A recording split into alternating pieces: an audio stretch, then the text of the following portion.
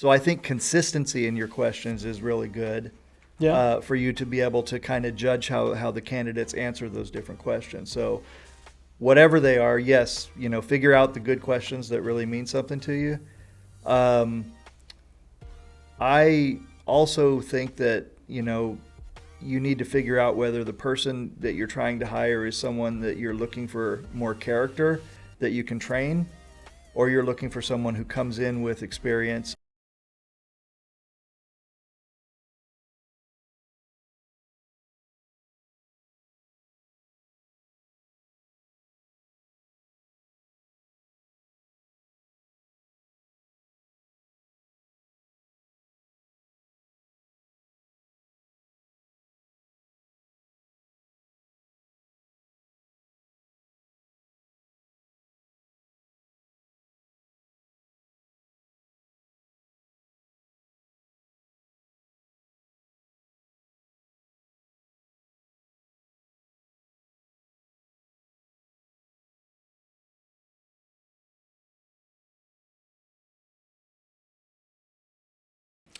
What's going on, man? Back for another one of these? Yeah, we are. Man, this microphone is really big right here. I think I need Is to it? go tilt it down just a Anywhere little. you want, yeah. It's right in my face. Yeah. How are things going? New shop's getting up and running? We're getting up and running. Yeah, we're getting there. Slower than you thought, though. Slower than I thought, for sure. And it's just, but everybody, people are pitching in and things are getting done. That's great. That's great. We still have a lot of stuff to do, so it's kind of like we don't want to make too much noise while there's customers there, but yeah, that's always hard when you're trying to do stuff while you're trying to be open as well. Yeah, makes it more difficult. But everybody seems to like it. Really, it's good. Of course, we found some few things wrong with the building, that probably could have been found with a proper inspection that I neglected to get. Yeah. So there you go, kids. This is a do as we say, not as John does type of podcast, because even after all these years and all these times and all this experience that I've gathered, if you let your emotions get the best of you, it can still cost you many thousands more than you anticipated. It's a good lesson. We keep learning them. We do. Well, what do you got for us this week, Calvin? What are we talking about? We're talking about hiring people. Thanks for coming in. Thank you for having me. That's my resume. Oh, great. We're looking for someone who has a lot of experience in this work. I thought this was an entry-level position. Yes, well, experienced entry level. Experienced is sort of implied. We're looking for someone who's really a team player, but can also work independently as well. So it's really important that the person who fills this role is someone who has a lot of initiative, won't rock the boat, will shake things up, but takes a very cautious approach in making decisions, is a real risk taker, but plays by the rules. We don't like to micromanage around here, but we do require hourly status updates. In fact, I just do it via video chat. I just keep it open. In fact, hey Steve, how are you? Hey, how you doing? All right, we're doing the interview right now. Just wanted to update you on that. Say hi to Steve. Steve. We're looking for someone who's confident but not overly confident, innovative but traditional, easy to work with but with a bit of an edge. I think reliable maverick is the best way I can sum up this position. This is indeed an experienced entry level position, so the offer is going to reflect that, but we do have a lot of great snacks in the kitchen. Kind bar?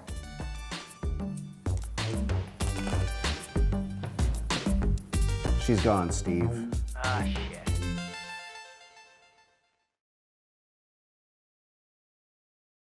Quite clarify what they were looking for. I think it's, especially for small companies, I think, and I just think it's so hard sometimes to try to define exactly what the position is and what characteristics you're looking for. It can be very difficult, especially if you're hiring like your first employee, like in a service business, because I just really need to hire another me, but that doesn't really work out very well. You got to find people to take over parts of your job, not everything.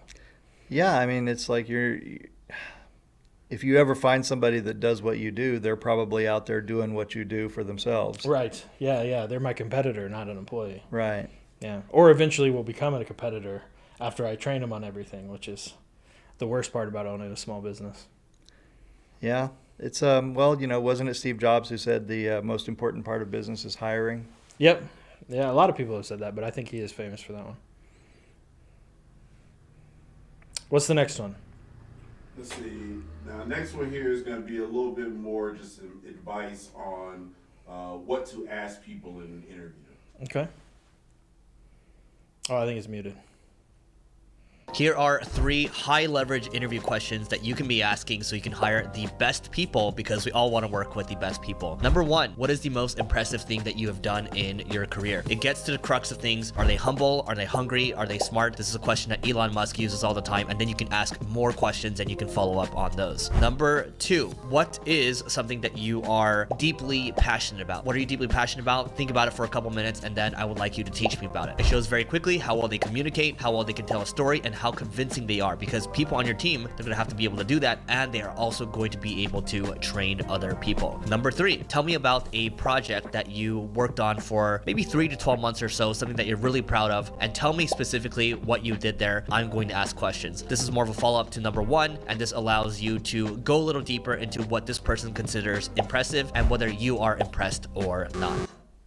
Those are some interesting questions. What do you think about them?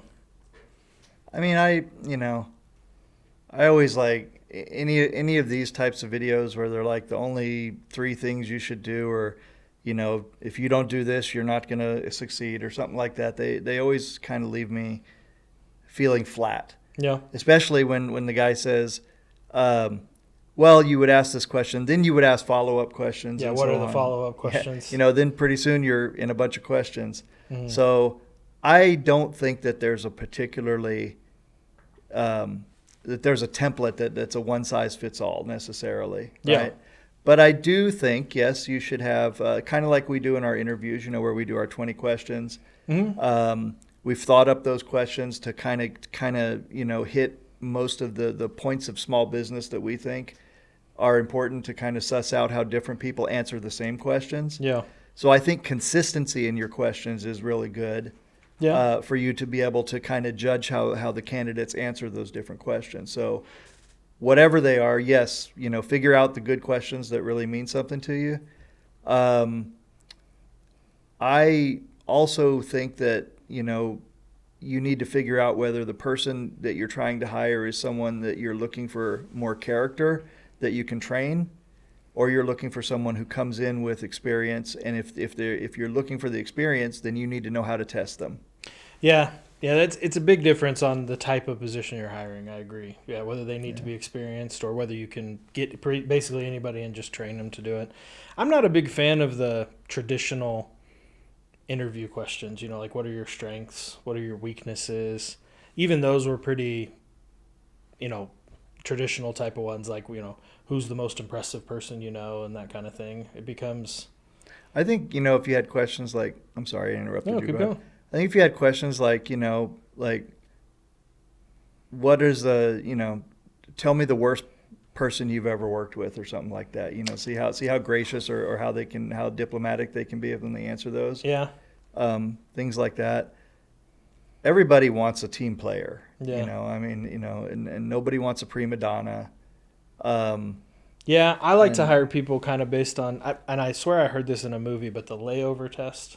Like who I could get stuck in an airport with for a long layover and not lose my mind.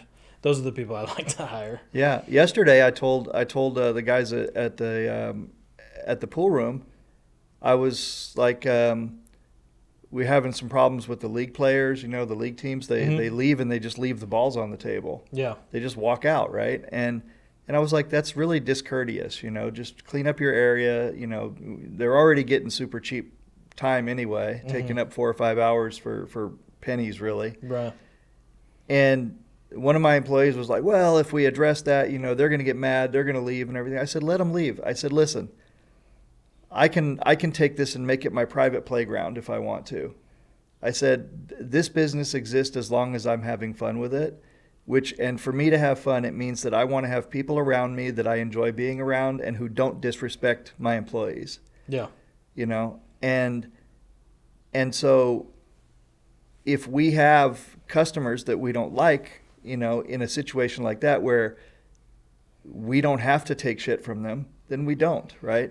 And the same thing applies, when you're hiring employees and everything. You want to find people that you really can be in a layover situation with, or stuck in an elevator with, or you don't have to be super buddy. I think you can get too close to employees sometimes. Yeah, that'll happen a lot, and it makes it hard to fire them. Yeah, but I do think that,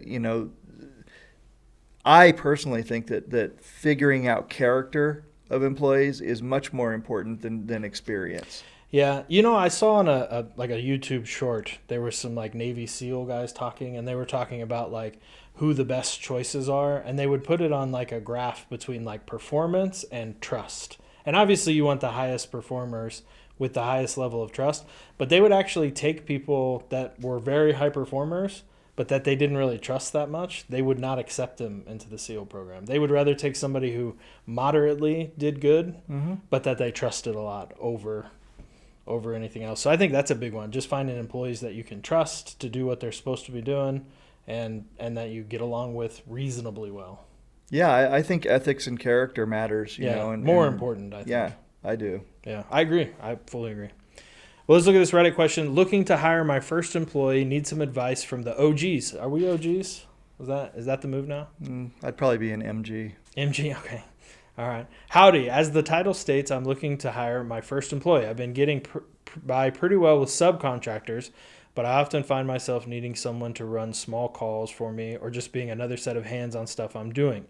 I've never had a proper employee. I don't know how to vet people properly. What I'm looking for is a young person who has skills preferred but not necessary. I'm happy to train some kid and kit him out with nice tools. My two main challenges are what is a fairly hourly wage? I don't want to pay someone too low. And what is the best resource for finding applicants? For reference, I live in Southern California. So we're actually going to talk a little bit about wages in a later episode, but finding people is always hard. Now, for a skilled position, if you have a resume and degree, the best way to find people is usually just the job posting boards. We found almost all of our employees on Indeed, and they've worked out really well. I heard Monster's real great and all those other hiring agency, ads, websites. You're the first person that brought me to that, where I started using the job boards, and then really going through the resumes and looking at them more carefully and kind of, using that as a way to vet and weed out people. And really, that's really worked out well for us. Now everybody that I've hired based off of, a recommendation from someone or, my brother, sister's cousin, stuff like that, they very rarely work out, Yeah, it's tough. It's tough when somebody's referring a person because you want to just trust in what they're saying, but oftentimes it doesn't work out. Right. And then if you do vet them, if you go a little bit deeper, do a little background on them and everything, then it looks like you don't trust the person who's recommending them to you. Yeah. Yeah. But you have to do that. So just to answer this question from what we do here is I usually post on Indeed. That's the one I've had the most luck with. We post a job description, and I try not to use just the standard AI generated one. I go through and edit it and try to make sure that it's more relevant to our actual needs.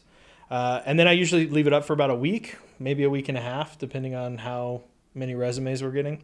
The last job we did for somebody working for you, we had, I think, 170 resumes come through. And I immediately trashed, I want to say 130 of them. I bet I only really looked closely at 40 of them. Because if you bring it, the Indeed thing, it has two things. If you select that I want a resume, you either get an actual resume that they've created or you get like an AI generated one that the software did for that person. So I just throw all those away and we go right to the ones that people actually took the time to create a resume. And then we kind of read through those. I edit I get rid of about half of those. I think I had 20, and then I would send them to Tiffany in our office. She's much more aggressive about weeding people out than I am. But it's always good to get a second set of eyes, a friend, a spouse, a mentor, anybody to take a look at resumes to kind of point out things that maybe you didn't notice. And that's what Tiffany does for us. And then she'll usually send back a few, and that's who we interview. I also think in this particular situation where someone's looking to hire their first employee, in my experience, that's the person that's looking to do the hiring in this situation is someone who has probably not had a lot of experience delegating and letting go. Yeah. So that would be something I think that they would look for, is figuring out some way to kind of figure out whether that person can operate semi-independently. You don't want that person to constantly ask you all the time. You do want to train them, at least on whatever system you're using or what you're doing. Mm-hmm.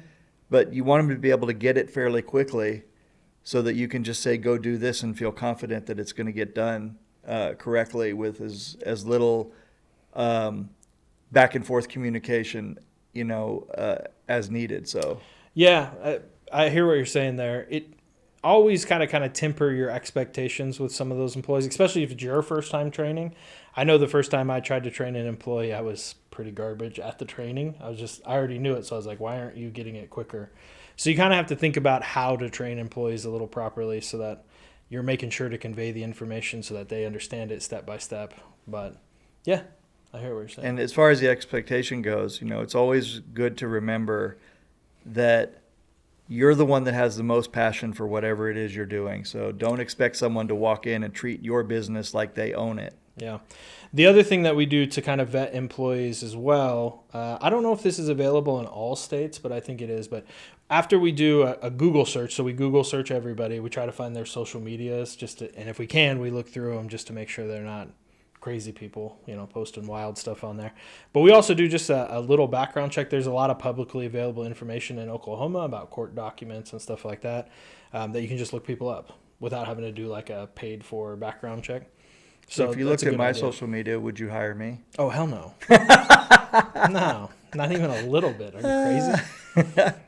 Well, there you go, folks. If you want to act like me or Kanye West, then be independently, be in business for yourself and sufficiently insulated. Yeah, I'll partner with you, but I'm not hiring.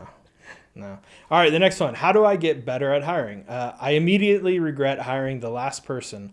How do you filter for how communicative the person is, proficiency in office computer skills, and how willing they are to take initiative?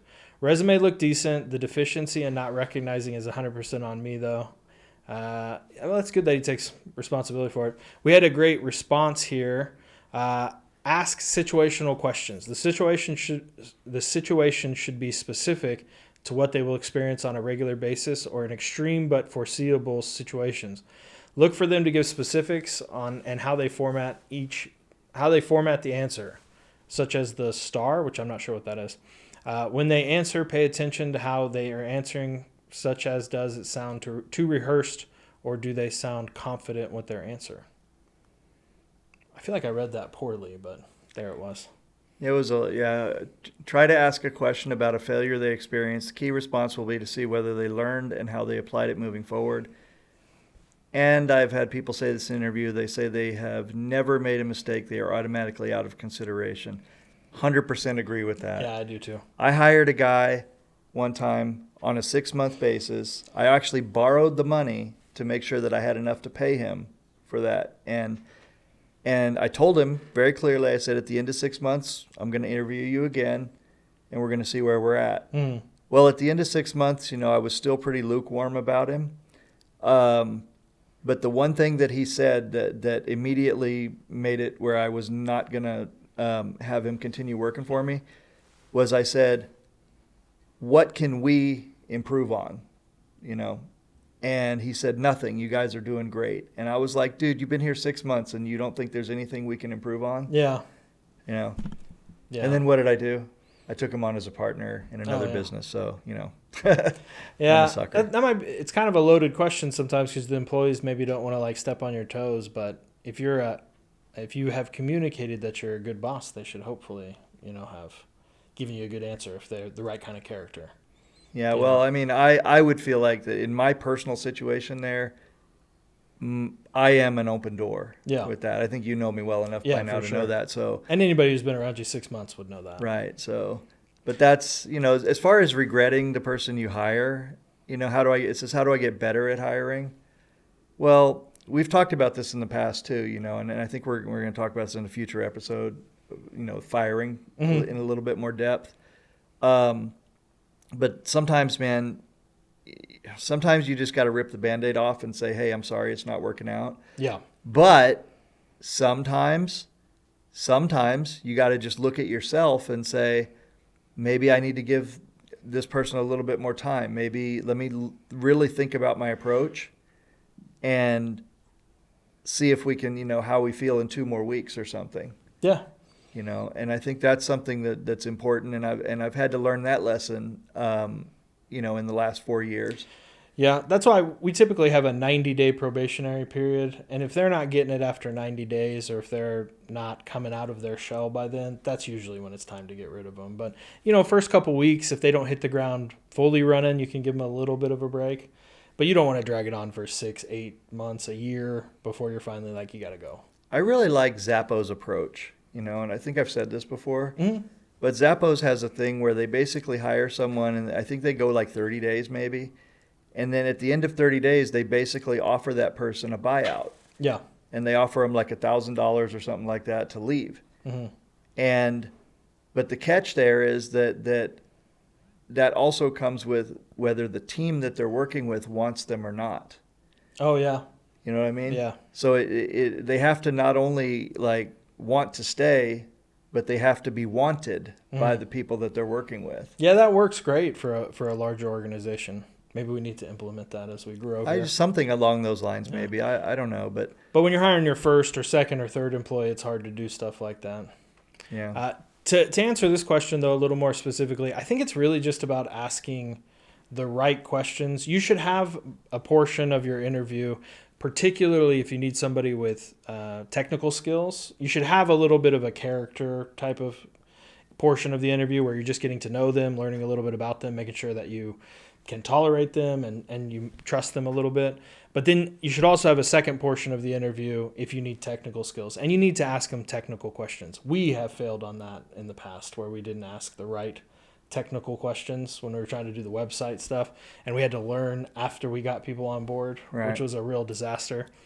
And we didn't know enough about the technical questions to ask. But looking back, I think if we just would have spent a little bit more time researching and probably just a quick Google to be like, if somebody says they're advanced in Excel, for example, what questions could I ask for them to prove that? Right. Yeah. I think that's a little bit easier for employers to do these days, small businesses especially. Mm-hmm. Again, we get back to the small businesses where people are just, the small business owners wearing so many hats. Yeah. And it's hard to sit down and just take the time to dream up good interviews, Mm-hmm. So maybe another answer to that when somebody says, how do I get better at hiring, is maybe you don't.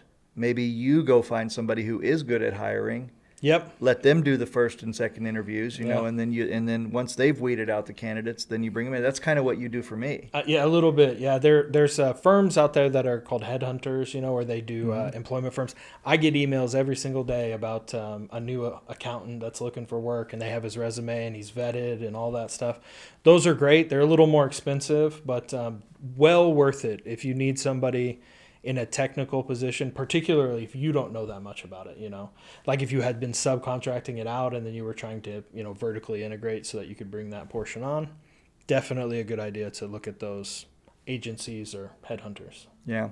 This one sounds really like it's more like, what did he say? Let's see. Deficiency in not recognizing, communicative, proficiency, how willingly are to take it. That's a lot. It's like every character, like every box checked there. So Yeah. they definitely need to take a look at the first answer there. And Well, and this person might be slightly out of their depth when they're thinking about the position and not only the compensation. If you're going to find somebody who's amazing at communicating, great technical skills, and does things basically all on their own and runs your business for you, you're going to have to pay them a fortune, or they're your competitor, like we talked Right. about at the beginning. Exactly, yeah. So you have to be a little bit more realistic in your expectations sometimes too. So yeah, Yeah. it's not easy. It's really not as a small business owner. yeah. Have you interviewed for many jobs, or No. mostly just worked for yourself? I mostly just work for myself Yeah. because I'm not. I wouldn't even know how good of an interview I would be. When somebody trying to interview you? Yeah, for if they were a job? trying to hire me. Yeah, I feel like I got pretty good at it towards the end, and especially because at my last job before I started working for myself, I was a manager, so I did a bunch of interviews. Kind of got a little handy at it. Actually, as I'm sitting here thinking about it, if you're saying, well, how do I get better at recognizing these things? Maybe one way would be if the small business owner role played it a little bit, like as if they were the interviewee. Yeah. And then, they could do that and do that with people around them, their friend group or their peer groups, and to the extent that they could without looking too goofy. Yeah. And that might help them to kind of get more intuitive about what to ask for. Yeah. Another tip too, along those lines is don't be afraid to interview a bunch of people. Yeah, that one right there is.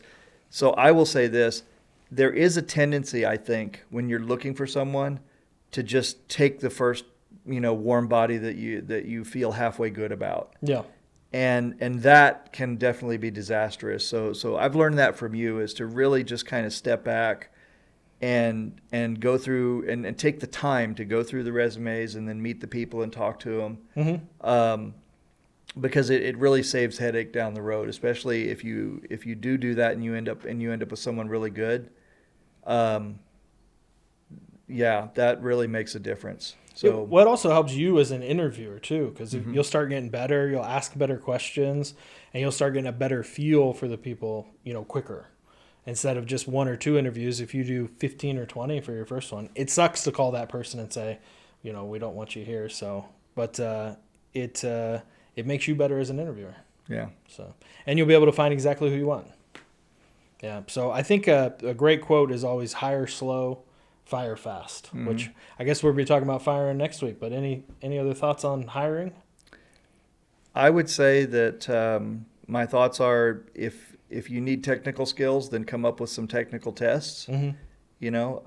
Google famously runs people through, I don't know, like 10 interviews or something before they ever finally hire them. But yeah, it's tougher to do as a small business because people aren't dying to work for you. Right. They're dying to work for Google. But yeah, one interview and a lunch or a trial period if you can. All those things are great. I try to come up with tasks, you know. So I was hiring for graphic designers over in China. Mm-hmm. And I just made up some tasks. I said, create a flyer with a dragon on it, this, that, with these elements or whatever. And that really kind of showed me who could do that stuff right out of the gate. Yeah. It was surprising that a lot of people came to me with graphic design and they couldn't even make a simple brochure. Yeah. Yeah. So. Yeah. Be careful a little bit on that about, you don't want to try to have them do way too much, but a small flyer, a little task or something just to show that they know what they're doing. Great idea. I never asked them to do something like with my own logo on it or something like that because I don't want them to feel like I'm trying to just get free work. Right. Yeah, that's a problem, I think, in the world. Yeah. So it can be a red flag for some people, but yeah, it's not a bad idea to just ask for a little thing, especially if it is a technical thing. Right. So, well, I think that's it for this week. I hope we helped people learn a little bit about hiring. Yeah? Yeah. All right. We'll see you next time. See you guys later. Bye-bye.